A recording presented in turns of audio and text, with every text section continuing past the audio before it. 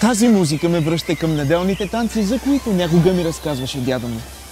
Трябва да отидем да видим какво става, но преди това обещайте ми да не забравите да изгасите фурната или да затворите прозорците. Тази гранична зона между България и Румъния е високорискова зона. Има наводнения, пожари, големи снегове. За да se справим, започнахме един проект, vărhu който работим с други 7 партньори от България и Румъния.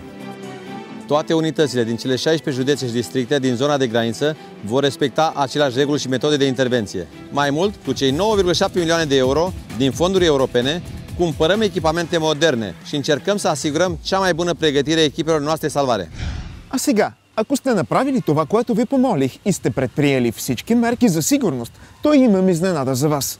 Не е точно неделен танц, това е нещо повече. Школа за български народни танци "Младост" от Монтана и танцов ансамбъл "Амза Пелей" от Бейлещи, Румъния podgotviха и изпълниха заедно един спектакъл по народни танци.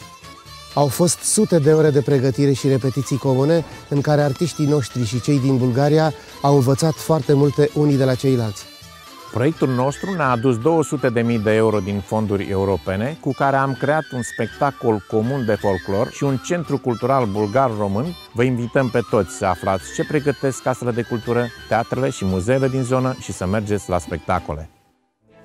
Румънско-българските популярни танци, предавани по националната телевизия, каталози, които описват културното многообразие от региона, записи на DVD за любителите на фолклор, всичко това с цел взаимно опознаване на традициите и заздравяване на връзките между съседите от граничната зона.